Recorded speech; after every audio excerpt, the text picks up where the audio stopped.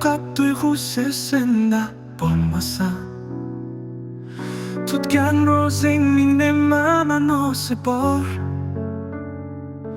Sufranda miskinga joying bo'lmasa, bir oy och qolishing nima ma'nosi bor? Tarozing o'lchovda adolatsiz tortsa, tilingdagi so'zlar ko'ngilni yorsa, qo'ling pora olib poraga bersa,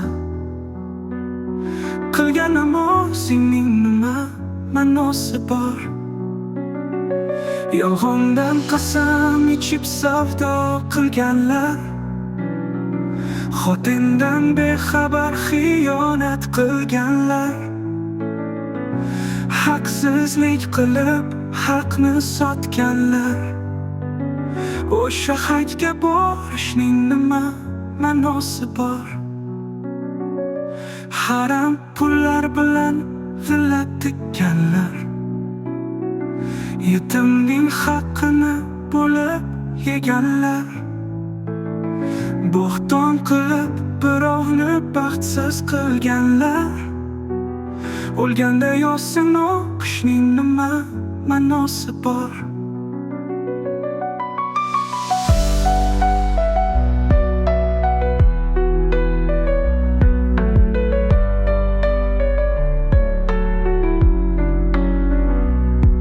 Namoz ham, ro'za ham oson, birodar. Vijdonli bo'lishi qiyin, birodar. Asl inson bo'lish lozim, birodar. Amalsiz Qur'onning nima ma'nosi bor? Yolg'ondan qasam ichib savdo qilganlar, xotindan bexabar xiyonat qilganlar, haqsizlik qilib haqni sotganlar, o'sha hajga borishning nima ma'nosi bor? Yolg'ondan qasam ichib savdo qilganlar, xotindan bexabar xiyonat qilganlar, haqsizlik qilib haqni sotganlar, o'sha hajga borishning nima ma'nosi bor?